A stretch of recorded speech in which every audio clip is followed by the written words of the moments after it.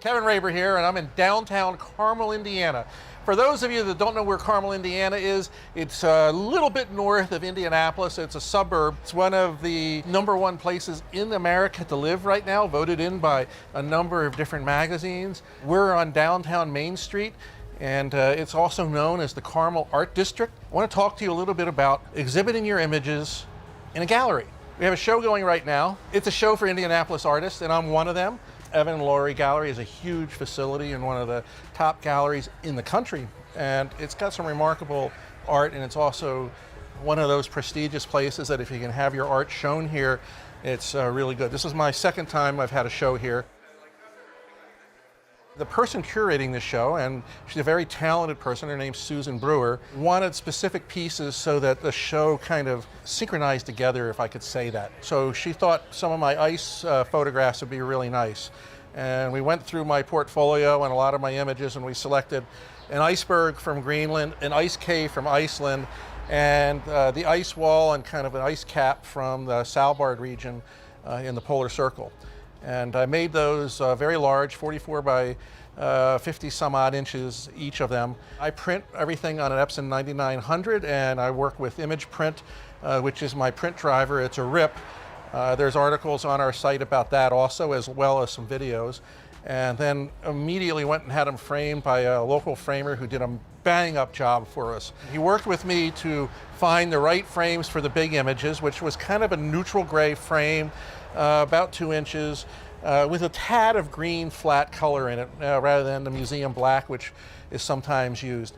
And they just framed out perfectly. We put a mat around them with a little space around the edge of the photographs, and I signed each of the prints. Signatures are very important. Don't forget, sign all your work, sign all your work, sign all your work. Because if you go away, the way the work is only worth something if your signature's on it. So, you know, anything that you keep that you're going to keep, make sure you sign framed or not. We used acrylic on the big prints just because the glass is going to be way too heavy. Then we used a special archival glass on the smaller images. The 3 images that are small are about 15, 16 inches square, with the image inside them being around 12 inches, and they really look nice. They're from a project I did called Being Square, Seeing Double, and one is of a plane in Iceland that you all know, the plane that crashed many years ago.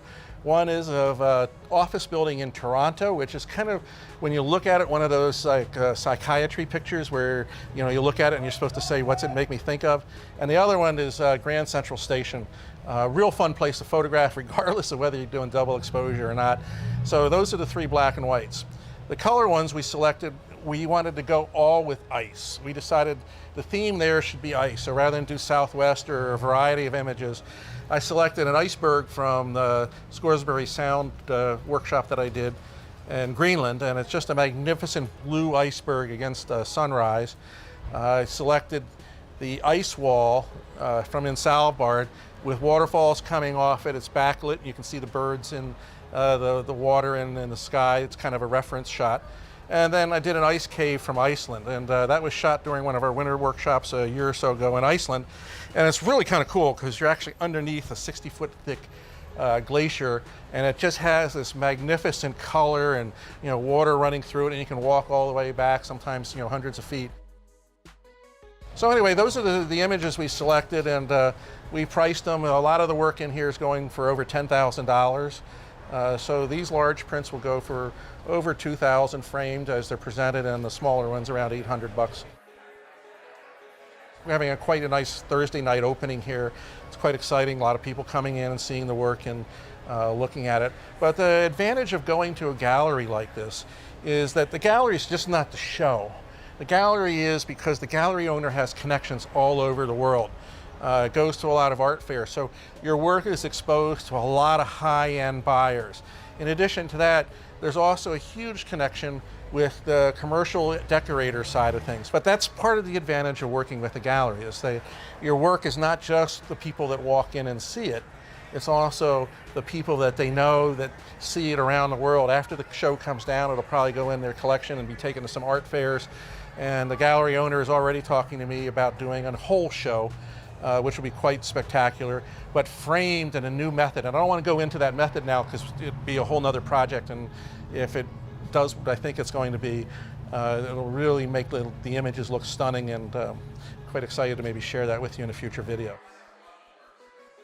I'm a photographer and I'm an artist. The way I got introduced to this gallery is in Indianapolis, and I believe probably in many places around the country, there's what's called First Fridays.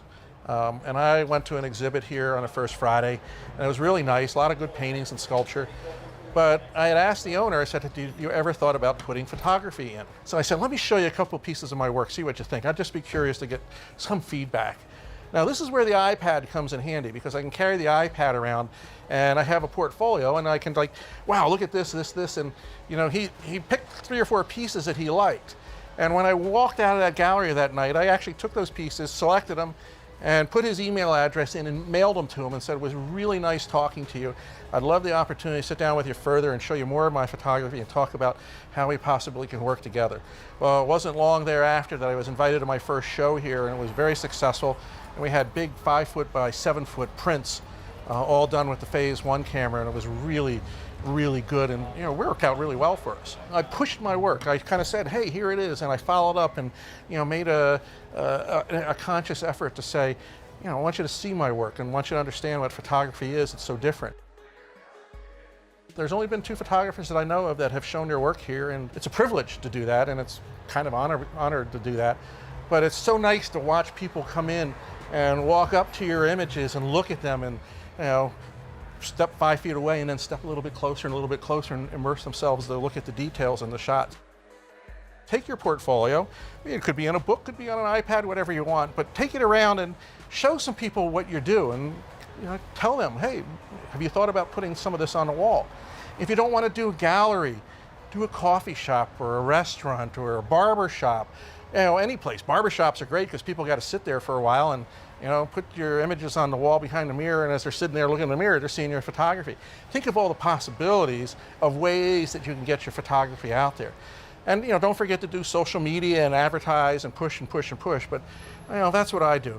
My passion is photography, simple as that. It's what I like to do, it's what I do all the time. Photographing and taking that picture is therapy for me. But making the print and then watching people enjoy your photography at a show like this puts it all together, and you kind of sit back and go, that's why I do it. I hope you've enjoyed this video. If you liked it, don't forget to hit the subscribe button, and there's a little bell down there. You can subscribe and be notified when we do new videos, and look for some of the other stuff we're doing. I'm Kevin Raber, and I'll see you on the Luminous Landscape.